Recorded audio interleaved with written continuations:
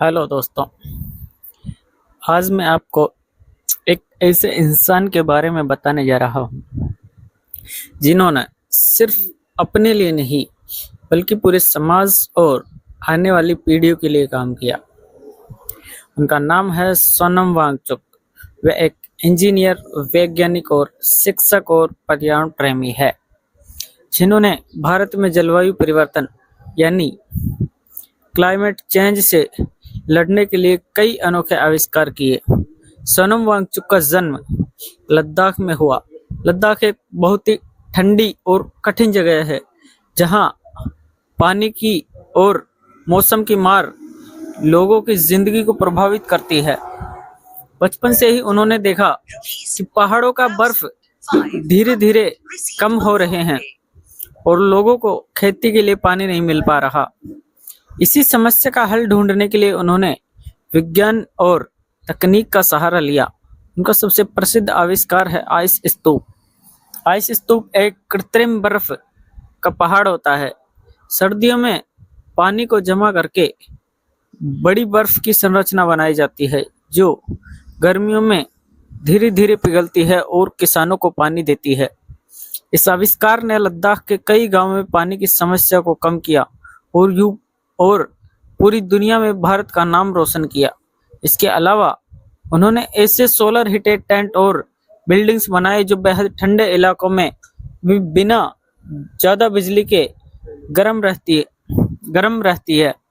उन्होंने पर्यावरण को बचाने के लिए स्थानीय संसाधनों का इस्तेमाल करने पर जोर दिया।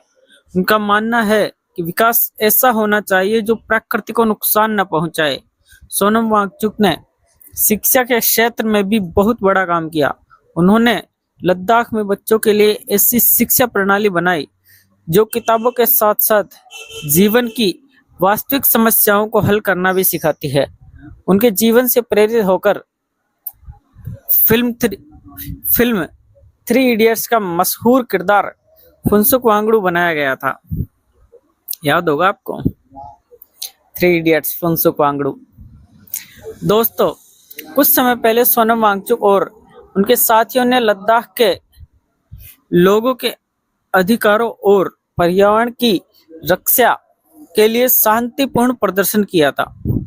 वे चाहते थे कि हिमाचल और लद्दाख के पर्यावरण को बचाने के लिए सरकार विशेष कदम उठाए। इसी दौरान पुलिस द्वारा उन्हें रोका गया और हिरासत में ले लिया गया था, जिसे लेकर पूरे देश में चर्चा हुई थी। खैर, अब वो छोड़ दिए गए हैं। उनका आंदोलन हिंसा नहीं बल्कि लोकतांत्रिक तरीके से अपनी बात रखने का आंदोलन था। सोनम वांगचुक हमें ये सिखाते हैं कि अगर इरादे मजबूत हो तो इंसान भी दुनिया में बड़ा बदलाव ला सकता है। उन्होंने विज्ञान को सिर्फ मशीन बनाने के लिए नहीं बल्कि इंसान और प्रकृति को बचाने के लिए इस्तेमाल किया। आज जब पूरी दुनिया जलवायु परिवर्तन की समस्या से जूझ रही है, तब हमें भी उनकी तरह प्रकृति की रक्षा करने और जिम्मेदार नागरिक बनने की जरूरत है। अंत में मैं बस इतना कहना चाहूंगा, असली वैज्ञानिक वही है जो अपने ज्ञान से मानवता और प्रकृति दोनों की रक्षा करे।